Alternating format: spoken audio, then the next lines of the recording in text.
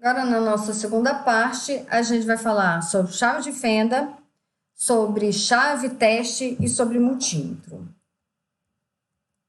Então, chave de fenda.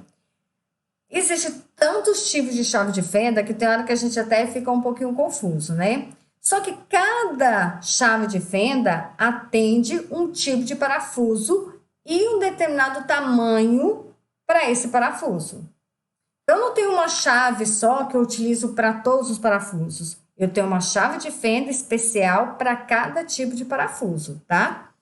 E a gente tem que ficar atento porque o uso incorreto da chave de fenda ou o uso da chave de fenda incorreta ou até outra ferramenta, como a faca de cozinha, né? Para função de chave de fenda, causa um desgaste na cabeça do parafuso. Então, você usa lá a faca para poder parafusar e depois, quando você vai desparafusar, o parafuso está espanado. Aí você fala assim, nossa, parafuso ruim. Não, você usou a ferramenta inadequada, tá? Então, é importante conhecer as ferramentas para saber analisar se o parafuso e a chave de fenda são compatíveis. Então, aqui, só para vocês terem uma ideia, que a gente tem alguns tipos aqui de parafuso e a chave de fenda que vai utilizar em cada um deles, tá? A gente vai ver melhor daqui a um pouquinho. Então, a gente tem aqui, ó, a chave de fenda paralela, a chave de fenda Phillips, que é o parafuso Phillips, a chave de fenda Pose Drive PZ, a gente tem a de fenda Torx e a sextavado interno. Aí tem sextavado externo, quadrado e assim vai. Então, são muitas mesmo as chaves de fenda. Essas são normalmente as que a gente mais utiliza. Então, vamos entender um pouquinho mais sobre a chave de fenda para poder saber comprar uma chave de fenda adequada. A gente tem o punho, né? O cabo. A gente tem a barra. E a gente tem aqui a chamada medida útil da barra. Esse bezinho é importante para nós, tá? Guarda esse bezinho aí na cabeça que a gente vai utilizar daqui um pouquinho. E a gente tem aqui a parte, tá? A forma da ponta de acordo com o parafuso a ser trabalhado. E a gente tem ali o tamanho e a forma da ponta. Então, a gente precisa desse A e desse B para poder escolher a ferramenta certa, a chave de fenda adequada. Então, como assim? Tá vendo aqui, ó? Eu tenho a medida A e tenho a B. Então, eu tenho a espessura da ponta pelo comprimento da barra. Então, se eu tenho uma chave de fenda 3 por 16 polegadas, significa que esse tamanho aqui da ponta é de 5 milímetros. E se ela for por 6 polegadas, significa que eu tenho aqui a barra de 150 milímetros, tá? Se for 1/4 de polegada, significa que eu tenho tamanho aqui de 6,5 e, no caso aqui, 6 polegadas também, 150 milímetros, ok? Então, isso vai nos ajudar a definir qual que é o tamanho da ferramenta que a gente vai escolher no caso da chave de fenda. Aí, todo fabricante ele vai te fornecer uma tabela falando qual que é essa largura aqui, qual que é a espessura da ponta, qual que é o tamanho da haste, qual que é o tamanho total da ferramenta e qual que é o diâmetro também aqui, ó, dessa haste. Então, baseado no que você precisa, no tipo de parafuso, é a chave de fenda que você vai utilizar, ok? Então, é bem tranquilo. Todo fabricante fornece essa tabela para poder ajudar. A chave de fenda, inicialmente, o eletricista tem que ter duas. A chave de fenda paralela e a chave de fenda Phillips. Aí o tamanho a gente vai escolher a medida da nossa necessidade. E você pode perguntar, eu vou usar uma isolada, uma profissional, uma VDE, uma MQ, qual que a gente vai utilizar? Então, para vocês terem uma noção, se a gente pegar esse jogo de chave eletricista da Gedore aqui, que ela é isolada, que segue a nossa NBR, custa na faixa de R$85.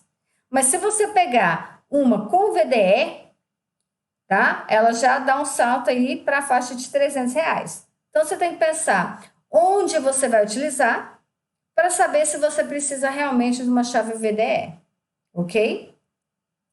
Agora, com relação às chaves testes, a gente tem inúmeras chaves de teste. A mais comum é essa aqui, que você coloca a ponta no buraco da tomada e coloca o dedo na extremidade aqui e vai ver se vai acender ou não a luz. Essa aqui é a mais básica que a gente tem, a mais baratinha. Essa aqui já é isolada, tá? Mas ainda assim tem um corpo de acrílico para você ver a luzinha que vai acender. Tipo assim, ó. Colocou, vai acender a luzinha aqui mostrando que ali é uma fase. Se ela não acender, significa que é neutro ou então no caso, terra. Fiquem atentos, tem que parece brincadeira, mas já vi casos de a pessoa usar a chave de teste e falar que não tem fase nenhuma ali, que tem algum problema, mas na verdade o disjuntor estava desligado. Então, tomar esses cuidadozinhos, coisinhas parecem ser bobas, mas que às vezes atrapalham o eletricista, tá? A gente tem as chaves digitais, que são mais ou menos desse formatinho aqui, que a gente encontra também no mercado, são baratas também. Você consegue comprar aí na faixa de 15, 20 reais também. Só que ela é o teste indutivo. Então, a ponta metálica da chave, teste, ela vai ser colocada sobre o fio encapado, para você verificar se ali tem corrente ou não, né? Se é fase ou não. Então, vai aparecer aqui no displayzinho um raiozinho para indicar que aquele fio ali, aquele condutor, é fase. Agora, se você for medir, vai aparecer um punhado de números e os últimos números vai te dar tensão. No caso aqui, tensão 110. Ok? Até aí tudo bem? A gente tem as chaves de teste isoladas. Aí, a gente já tem que olhar a categoria, tá? Essas chaves, elas são de categoria 2 para cima. Coloquei uns exemplos aqui. Essa de categoria 2 aqui, da Minipa, ela custa 25 reais. Então, ao invés de você gastar aí 10 reais com aquela chave basicona de acrílico, você pode comprar uma dessa que custa 25 reais e é uma chave já isolada. Então, já vai melhorar a sua segurança, tá? A gente tem essa aqui, que é categoria 4, tá? E essa aqui tá na faixa mais ou menos de 40 reais. A diferença dessa chave aqui, teste, com essa chave teste aqui, o princípio de funcionamento delas é o mesmo, corrente alternada de 90 a 1000 volts, só que ela, quando você vai utilizar, que você liga ela para usar, ela vai aparecer um luminoso, mostrando que ela está funcionando. Já essa anterior, não, tá? Se você colocar ali, se essa chave já tiver com defeito, não dá nada, você acha que não tem tensão. Mas essa aqui, ela já vai piscar e te indicar que ela tá funcionando perfeitamente, ok? E essa custa na faixa aí de 80 reais. Agora, se você quiser uma com certificação internacional, você pode comprar essa da Fluke, que também é categoria 4 e que custa na faixa aí de 180 reais, ok? Então, vai depender aí do bolso que você tem, né? Quanto você está disposto e onde você trabalha, você vai definir as ferramentas. Vamos entender um pouquinho mais sobre multímetro. Eu não vou entrar no mérito de funcionamento do multímetro, que ele mede inúmeras grandezas, não vou entrar muito nesse mérito não. Por quê? Porque a gente quer saber como que eu escolho o multímetro, não como utilizo o multímetro, tá? Isso você vai ver em outra disciplina. Então, a gente tem multímetros analógicos e tem multímetros digitais. O que a gente precisa analisar? Para que eu vou utilizar, né? Eu vou fazer uma medição direta, eu vou medir aqui na tomada, eu vou ter um circuito aberto para poder fazer essa medição?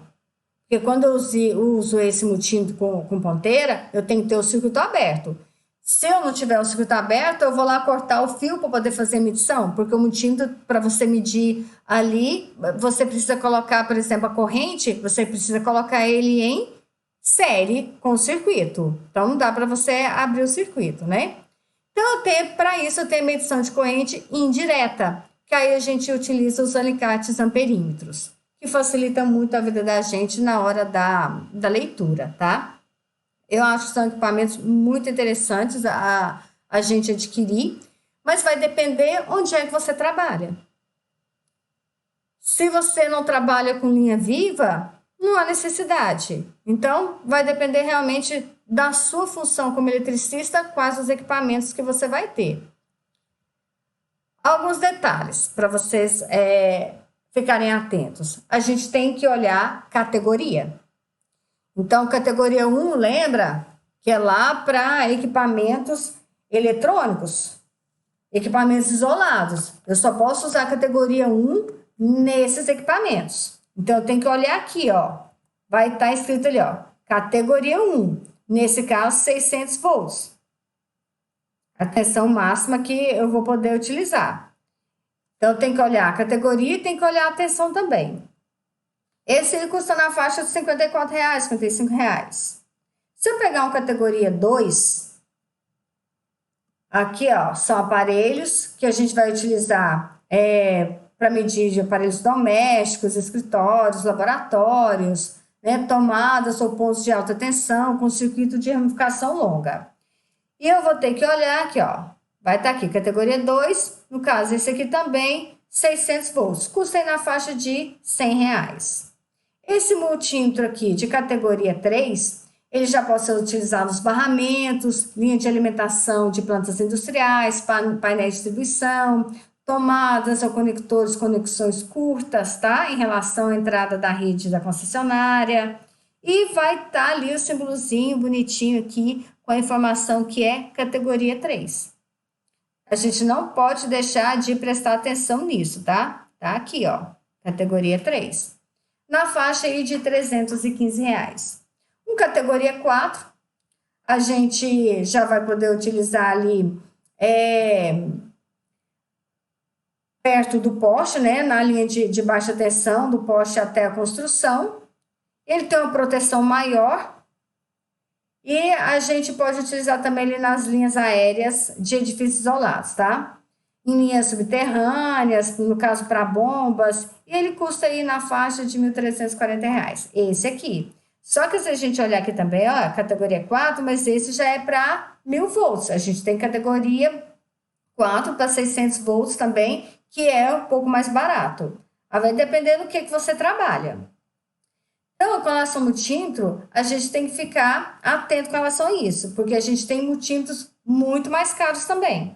Então, os que vai fazer leitura, tanto quando a gente vai abrir ou tem o circuito aberto para poder fazer medição, ou quando a gente tem só a leitura precisando do alicate em perímetro, então vai depender. Esse aqui, por exemplo, ele está na faixa de R$ 4.000, que é o da Fluke. São multímetros mais caros porque tem a certificação internacional, tá? Eles têm a certificação VDE. Esse aqui, então, está na faixa de 7.600.